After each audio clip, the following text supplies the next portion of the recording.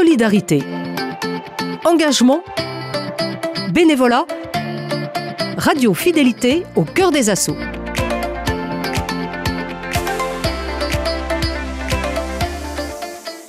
Bienvenue dans ce nouvel épisode d'Au cœur des assos où nous poursuivons notre plongée dans l'univers de l'Étape, une association qui œuvre pour l'inclusion sociale de tous depuis 1958.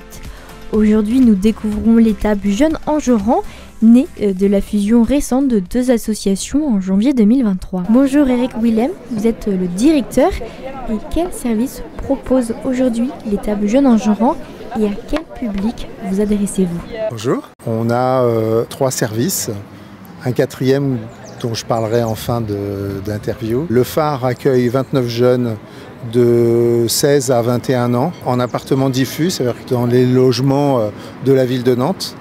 Et ils sont accompagnés par une équipe spécifique. C'est des jeunes qui ont un parcours de protection de l'enfance, qui ont souvent des troubles associés, des troubles du comportement, des troubles de la personnalité, qui ont des manifestations de souffrance par leur consommation, par leur conduite tout court. Le CEMA, c'est un autre service qui est un collectif qui accueille 10 jeunes sur une maison sur Vertou.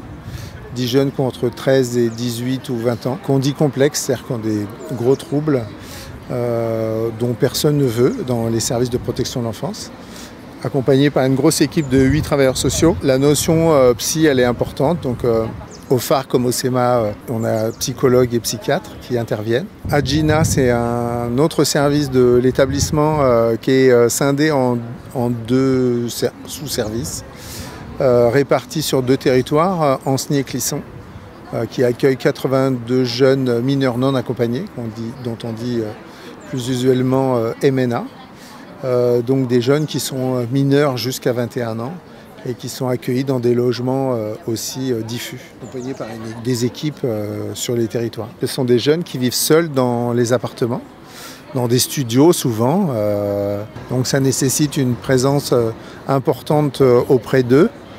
C'est souvent des jeunes qui ont une certaine maturité à se gérer, mais c'est quand même parfois très jeune. On le fait aussi sur des services tels que le CEMA, parce que parfois ce sont des jeunes qui sont en incapacité de gérer la relation à l'autre. Et donc être sur un collectif, c'est tout bonnement impossible. Et donc ils peuvent être accompagnés à partir d'un logement individuel. Alors parfois, ça nécessite des présences plus importantes que sur Agina, mais en tout cas, parfois c'est aussi possible. Si je ne me trompe pas, il y a 7 services en globalité. Sur l'établissement, on peut même dire 8 si on est plus précis. Donc là, je vous ai cité les services qui appartenaient à l'Étape Jeune. Et puis sur Enjorrand, vous avez un service éducatif interne. Donc c'est un service qui accueille 18 jeunes femmes qui arrivent mineures, enceintes ou avec enfants, accompagnées par une équipe de 10 travailleurs sociaux avec assistante sociale, puéricultrice, psycho en plus. Un autre service s'appelle le SAS, service d'autonomie sociale, accueille le même profil de jeunes femmes avec enfants, mais c'est souvent dans une deuxième partie de séjour de celles qui sont accueillies sur le SEI.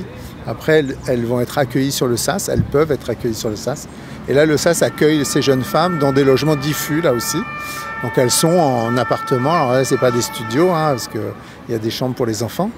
Mais elles continuent leur processus d'autonomisation, leur insertion professionnelle, leur insertion sociale, pour pouvoir après aller dans des logements privés, sociaux ou privés, à continuer leur vie. Alors elles ont l'avantage sur Enjorrand, c'est que ces jeunes femmes qui travaillent leur insertion bénéficient des services de la crèche d'Enjorrand. Donc soit parce qu'elles sont en insertion professionnelle, soit parfois parce qu'elles sont aussi en difficulté avec leur enfant. Donc la crèche, elle a une mission de porter l'insertion professionnelle des jeunes femmes, mais aussi de répondre à la détresse des jeunes femmes quand elles sont en difficulté pour prendre en charge leur enfant. Je ne sais pas depuis combien de temps vous êtes en poste, mais est-ce que vous trouvez qu'il y a une augmentation au fil des années ou pas du tout, ou c'est plutôt en baisse? Une augmentation d'enfants placés Oui, il y a une augmentation des enfants qui bénéficient de mesures. Alors, ils ne sont pas tous placés parce que les places, elles sont très chères. Aujourd'hui, on n'a pas suffisamment de place pour répondre à tous les besoins. Quel que soit l'âge d'ailleurs, aujourd'hui, il n'y a plus de famille d'accueil pour accueillir les enfants placés qui sont petits. Il n'y a plus de place en pouponnière et les structures d'accueil pour enfants et adolescents ne sont pas suffisantes pour y répondre. Donc la situation sociale, elle est difficile. Elle s'est renforcée avec le Covid. Mais la souffrance, la paupérisation, la précarité de la population a des répercussions sur les parentalités, sur leur capacité à répondre aux besoins de leurs enfants. Et donc oui, les besoins ils s'accroissent et avec de l'impuissance puisqu'on ne peut pas répondre à toutes ces situations-là. Oui, parce que j'imagine que toutes les places sont prises tous les ans. Oui, toutes les places sont très chères en fait. Donc il y a plein de placements qui ne sont pas exécutés parce qu'il n'y a pas de place dans les structures. Donc c'est quand même très compliqué.